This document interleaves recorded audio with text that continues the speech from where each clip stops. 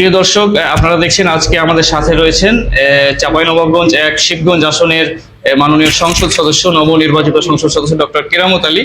আমরা আসলে আজকে ওনার কাছ থেকে জানতে চাইবো, ওনার সাথে কথা বলবো আমরা আমাদের অনুসন্ধান এবং একটি জনদাবি নিয়ে যে যে টপিকে কথা বলবো। আমরা জানতে পেরেছি, আপনারা জানেন যে আগামী ২১শে এপ্রিল সারা দেশে একযোগে অনুষ্ঠিত হতে যাচ্ছে এসএসসি এবং সমমানের পরীক্ষা। এই পরীক্ষাকে কেন্দ্র করে আসলে আমাদের যে চাঁপাইনবাবগঞ্জ ১ শিবগঞ্জ আসনের অন্তর্গত যে শিবগঞ্জ উপজেলা, এখানে কয়েক হাজার পরীক্ষার্থী রয়েছেন। পরীক্ষার্থী এবং তাদের অভিভাবকদের পক্ষ থেকে আমরা যে দুটি দাবি জানতে পেরেছি সেটি নিয়ে কথা বলবো। প্রথম দাবিটি হচ্ছে বিদ্যুৎ বিভ্রাট এবং পরবর্তীটি হচ্ছে যে যানজট নিরসন। আমরা এই দুটি বিষয়ে আজকে মাননীয় সংসদ সদস্যের নিকট জানতে চাইবো। জি মাননীয় সংসদ সদস্য, আমরা জানতে চাচ্ছি যে আসন্ন যে এসএসসি পরীক্ষা অনুষ্ঠিত হতে যাচ্ছে ২১শে এপ্রিল, আমরা জেনেছি যে ইতিপূর্বেই বেশ কয়েকদিন থেকে শিবগঞ্জের যে নেস্কো এবং পল্লী বিদ্যুৎ এই দুইটি সেকশনে আসলে বিদ্যুৎ বিভ্রাট চরম আকার ধারণ করেছে এবং এখানে আজকে উপজেলার যে এসএসসি পরীক্ষার্থীরা রয়েছেন, এসএসসি এবং সমমান পরীক্ষার্থীরা রয়েছেন, তারা এবং তাদের অভিভাবকরা যথেষ্ট পরিমাণে শঙ্কিত যে আসলে পরীক্ষা চলাকালীন যে ১ থেকে ১.৫ মাস সময়, এই সময়টুকু তারা বিদ্যুৎ পাবে কিনা। সন্ধ্যার সময় বিদ্যুৎ চলে যায়, রাত্রি ১০টা ১১টার দিকে চলে যায়।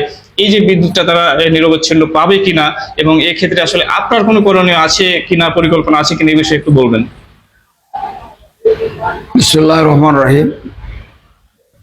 আমি এমপি হিসাবে বিষয়গুলো নিয়ে নিজেই বহু বিষয় চিন্তা করি।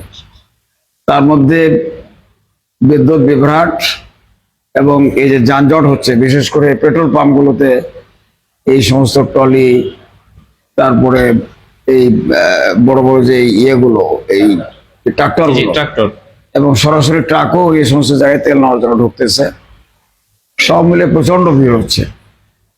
আমি নিজেও বেশ কয়েক জায়গায় গেলাম, আজকে একই অবস্থা হচ্ছে। এটার জন্য যাতে পরীক্ষা ক্ষতিগ্রস্ত না হয় ছেলেমেয়েরা এবং তার অভিভাবকরা ক্ষতিগ্রস্ত না হয়, এই দৃষ্টিটা আজকে সবার এদিকে, যে কোনো মূল্যে এই বিদ্যুৎ বিভ্রাট জন্য তাদের পরীক্ষা চলাকালীন সময় না হয়। তো রাত্রের বিষয়টাও দেখতে হবে, কিন্তু বেশি দেখতে হবে পরীক্ষা চলাকালীন সময়ে, যেহেতু প্রচন্ড গরম। এই বিষয়গুলো আমরা নিজেরাও সিরিয়াসলি সব জায়গায় বলবো, আমাদের নির্দেশনা যেখানে দেওয়ার আমরা দেব, যেখানে বলার সেখানে বলবো। আমি ইতিমধ্যেই আমাদের এই বিষয়গুলো দ্বারা একটু তদারক করছেন বা দেখছেন আমাদের ইউনো সাহেব এবং পুলিশ কর্তৃপক্ষ, ওসি, আমি দুইজনের সাথে কথা বলেছি। তাদেরকে আমরা আমাদের পক্ষ থেকে অনেকটা নির্দেশনায় দিয়েছি যে আপনারা এই বিষয়ে আপনাদের ভূমিকা পালন করবেন এবং কোনোভাবেই যেন পরীক্ষার সময় বিদ্যুৎ যেন বন্ধ না থাকে। তারা আমার চিন্তার সাথে একমত। তাদেরও দায়িত্ব আছে আইন শৃঙ্খলা থেকে শুরু করে বিদ্যুৎ যাতে হঠাৎ করে বন্ধ হয়ে যাওয়ার কারণে পরীক্ষার্থীদের কষ্টটা না হয়। তারা যেহেতু জনগণের বাইরে নয় এবং ছাত্রছাত্রীদের বাইরে নয়, তারা এই বিষয়গুলো চিন্তা করতে হচ্ছে। ওনারও একমত আমার চিন্তার সাথে, তাদের কোনো দূরত্ব নাই। তারাও চেষ্টা করবেন, আমাকেও যদি যেখানে যেখানে সবসময় বলতে হয় তা সেটা আমি বলবো। এবং যে কোনো মূল্যে আমরা চাই পরীক্ষা চলাকালীন যে দিনগুলো, এই দিনগুলোতে যেন কোনোভাবে বিদ্যুৎ বন্ধ না হয়, এটা আমাদের নিশ্চিত করতে হবে। আমরা নিশ্চিত করার জন্য আমরা একমত।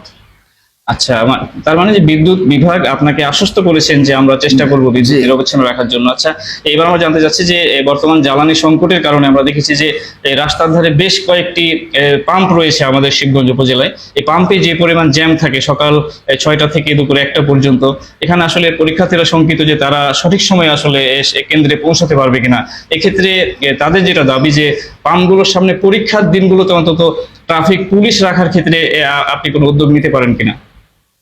আমাদের যা পুলিশের সংখ্যা সে অনুযায়ী তারা প্রত্যেক পাম্পে ট্রাফিক পুলিশ বেশি দিতে পারবে না। তবে কথা হয়েছে আমাদের, তারা এই সময়গুলো পরীক্ষা চলাকালীন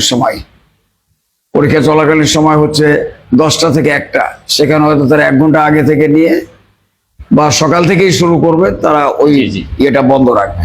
পরীক্ষা শেষ হবে, তারপর আবার তারা তেল দিবে। চলাকালীন সময়টুকু তেল বিতরণ বিক্রি বন্ধ থাকবে, সেভাবে আমাদেরকে বলেছে। আমি বলেও দিয়েছি যে আপনারা এটাকে অন্য কোনো চিন্তা করবেন না, ওই সময়টা বন্ধ করেন। মানুষের এমনি কষ্ট হচ্ছে, তাদের খুব কষ্টটা, কিন্তু পরীক্ষাটা যেন ক্ষতিগ্রস্ত না হয়, তারা একমত হয়েছে।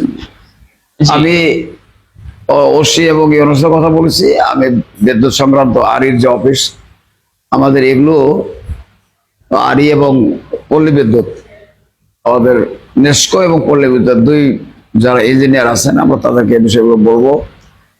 ডিজিএম কে বলবো, ওখানে পল্লী বিদ্যুৎ তাদের যেখানে প্রতিষ্ঠান যেমন কনসার্ট, আর ওইটা দাদন চকের যেটা বিয়ে সেটা তো আমাদের এর সাথে এই নেস্কোর সাথে।